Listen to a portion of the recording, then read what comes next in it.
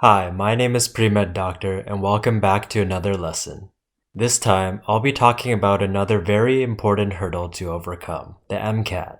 If you've never heard of the MCAT, essentially this is a standardized test that consists of 4 major subjects: biology, biochemistry, chemistry, physics, psychology, sociology, and critical analysis and reasoning skills, aka CARS. Each school uses the MCAT in different ways, but similar to the GPA, most schools see the MCAT as a minimum requirement necessary for your application to be considered. MCAT scoring is interesting. 118 is the lowest score, while 132 is the highest score you can achieve in each section. A score of 125 is exactly the midpoint. At U of T, the threshold for acceptance is 3 125 sections and 1 124 section. Achieving a score higher than that will make no difference, but a score lower than that would not allow you to progress to the next step of the application. Similarly, Western has minimum requirements as well, but at a more competitive level. In their class of 2022 statistics, their cutoff was 128 for biochemistry, 126 for chemistry physics, and 129 for CARS. This minimum is lowered to 125 in all sections if you grew up in southwestern Ontario. Although their cutoffs can change every year depending on the applicant pool, it does not fluctuate significantly. McMaster takes a slightly different approach by looking only at CARS. Although their minimum score is 123, they are unique in that they utilize the MCAT score for interview and acceptance consideration, meaning a higher score matters more. The mean class of 2022 score for this section was 129. Queen's unfortunately is known as the black box and does not publish any of these results. However, MCAT scores are considered in their application process. The only school that does not take MCAT into consideration is Ottawa. So clearly this is an important yet very difficult test. I can tell you firsthand that scoring a 129, especially in CARS, is not an easy feat. So how do you study for this test? 1. Take the test after your second year. As I mentioned in a previous video, the reason I recommend this is because if you are a life science student, you should be well prepared for all of the MCAT subjects by the end of second year. This will make studying much easier. Another reason why the second year summer is preferred is because in case you do poorly, you'll have an opportunity after your third year to retake the test. 2. Make sure to give yourself around 3 months to study. As you can imagine, the amount of information you need to know for this test is insane. 3 months is a safe amount of time as it gives you approximately 2.5 months for material studying and half a month left over for practice exams. I started my studying in late May and took my exam at the end of August. 3. Decide whether or not you want to take a prep course. This is probably the biggest question.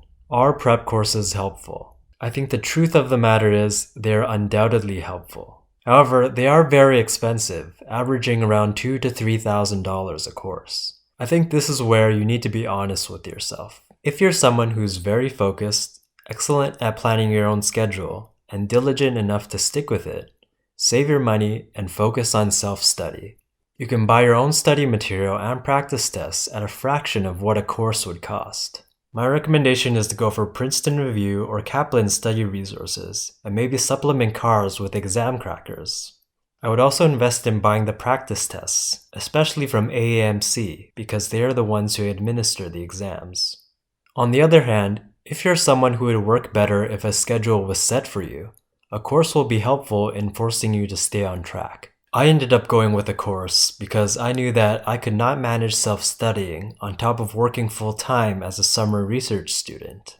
Prep courses also connect you with teachers who could answer your questions effectively. Trying to find answers to questions online could be very difficult depending on what you're asking. I went with the Princeton Review, which I felt like did a pretty good job. I've also heard good things about Prep 101. The quality of these courses can depend on what type of learner you are. So it's always a good idea to ask upper years about their recommendations. 4. CARS is the hardest section by far. I think some of you will be excellent at this section. But for the vast majority of life science students, this will be the hardest section to improve on. I have friends who redid the MCAT a year after and still got the exact same score the second time around. Do not neglect this section just because you can't really study for it. The best way to improve your score in this section is to practice your reading skills, in particular being able to read fast. The best way is to consistently do CARS practice passages daily in order to make it a habit. Start off slow, then begin timing yourself. Since each section is 90 minutes long, with 9 passages in CARS, you should aim for no longer than 10 minutes per passage as your ultimate goal. In addition to buying practice tests, some websites even offer daily practice questions for free. For instance, check out Jack Weston's CARS question of the day. In the end, the goal is to be able to read potentially boring material without feeling overwhelmed and without feeling pressed for time. 5. Practice tests are the most important. The MCAT is a very, very long exam. Although the material itself can be challenging, what I found more challenging was the amount of stamina needed to take the test. On average, this is a 7.5-hour exam. Chem Physics is 95 minutes, followed by an optional break, and then CARS for 90 minutes. An optional mid-exam break for 30 minutes is given, followed by Biology, Biochemistry, and Psychology, Sociology, each 95 minutes with a 10-minute break in between. My recommendation is to study diligently for the first 2.5 months, with snippets of practice test questions throughout the studying. Try to slowly increase the amount of time you spend on practice tests during this time. Then, 2 weeks prior to the exam, attempt a full-length exam daily. Challenging yourself to sit through a 7.5-hour exam every day will ultimately build up your stamina for the big day. Save the AAMC exams for last, as they are the most representative of the real tests, and they will allow you to familiarize yourself with the test-taking software. Nothing should be a surprise on test day.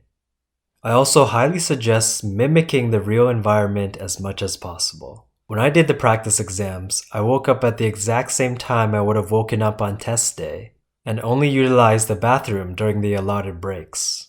This helps your mind and body adjust to this reality. P.S. I highly suggest you take the breaks on test day. Your brain will thank you. 6. Take a breather the day before test day. On the day before your exam, do not take another exam. Give yourself a well-deserved break. For me, I basically binge-watched Friends. One thing I did to boost my confidence was to redo one CARS passage that I knew I could do well on. Completing this CARS passage again before I went to bed gave me the little confidence boost I needed to help me sleep well. In summary, the MCAT is not an easy test, but it is essential for a successful application. You should try to aim for 129 in all subjects, especially if you want to be competitive for Western or McMaster. However, 125 or higher would get your foot in the door for UFT. Take your MCAT the summer after your second year, preferably giving yourself 3 months of study time. Decide if taking a prep course is right for you, depending on how good you are at self-studying. Do not neglect studying for CARS. Do not underestimate the importance of practice exams. Take them very seriously and treat them like real exams. And finally, give yourself a break the day before the exam. You earned it. In the next lesson, I'll be going over the autobiographical sketch, which is kind of like your resume for medical school. This overview will be followed by in-depth analyses of each section to help your application stand out. If you like what you're seeing, please send this course to your friends. See you in our next lesson.